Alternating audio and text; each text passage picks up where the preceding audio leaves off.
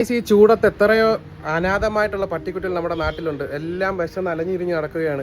പിന്നെ നമ്മുടെ നല്ലിലേൽ ഞങ്ങളുടെ ജംഗ്ഷനിലെത്തിയപ്പോൾ ഒരു 8 എണ്ണം ഒരു വെയിലത്ത് പട്ടിണിയായിട്ട് കിടക്കുന്നു. അങ്ങനെ നമ്മൾ പുറത്തെ കടയിൽ നിന്ന് കുറച്ച് പാലും കുറച്ച് ബിസ്ക്കറ്റും മേടിച്ച് അവർക്ക് വേണ്ടി ഫീഡ് ചെയ്യാൻ ഇന്ന് വന്നതാണ്. നമ്മുടെ കൂടെ നമ്മുടെ ബ്രോ ആയുഷുണ്ട് ഒക്കെ ചെയ്യുന്നത്.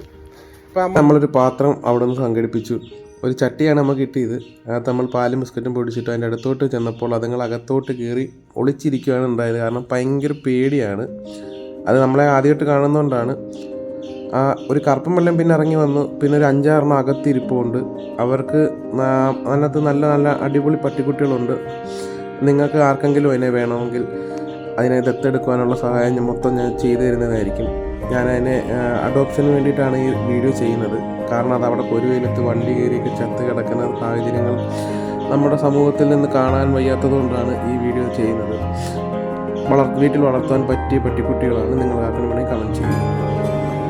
ഒരുപക്ഷെ ദൈവം മൃഗങ്ങളെ സംസാരിക്കാൻ കഴിയാത്തവരായി സൃഷ്ടിച്ചത് സ്നേഹം വാക്കുകളിലൂടെയല്ല, പ്രവൃത്തിയിലൂടെയാണ് തെളിയിക്കേണ്ടതെന്ന് കാണിക്കാൻ വേണ്ടിയായിരിക്കാം.